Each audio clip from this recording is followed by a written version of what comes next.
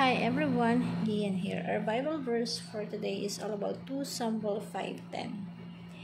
And he became more and more powerful because the Lord God Almighty with him. So, yung success, minumultiply po yan ng ating Panginoong Diyos. Katulad ng pag-multiply ng ating Panginoon sa buhay ni David. Pag tama ang ginagawa mo, tutulungan ka niya. Pero pag hindi tama ang ginagawa mo, hindi ka niya tutulungan. As simple as that. Kung meron kang maling ginagawa, huwag mong expect na pagpapalain ka ng ating Panginoon Diyos. Yung success po ay ipinagkatiwala yan sa atin ng Panginoong Diyos. Lalo na kapag ito ay nakakapagbigay ng kaluguran at kaligayahan sa ating Panginoong Diyos. Siyempre, ibibless niya yun. God conquer territory.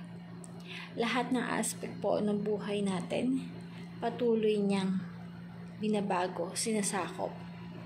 Parang katulad ng ginawa niya sa buhay ni David, na mula sa pagiging tagapastol or mula sa pagiging yung shepherd na may-ari ng pastulan hanggang sa ginawa niya itong hari.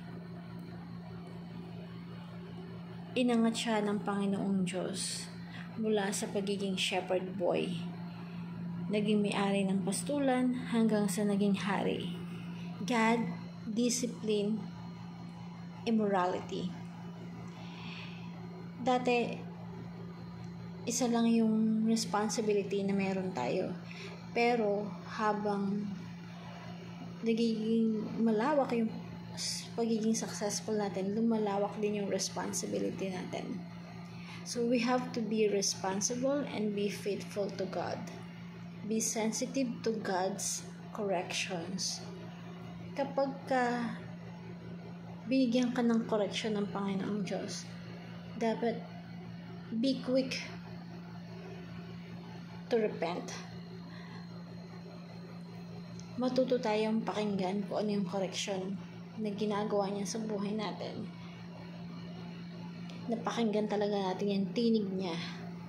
Tinig ng ating Panginoon. Kasi ito yung nararapat na gawin natin. At kapag ginawa natin yun, pinakinggan natin yun, maitatama ako ano yung mga maling bagay na nagawa.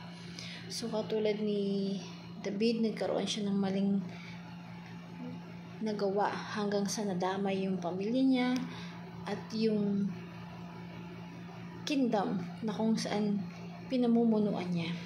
Huwag mong antayin na kinukorek ka ni God pero hindi mo pinapakinggan yung tinig niya.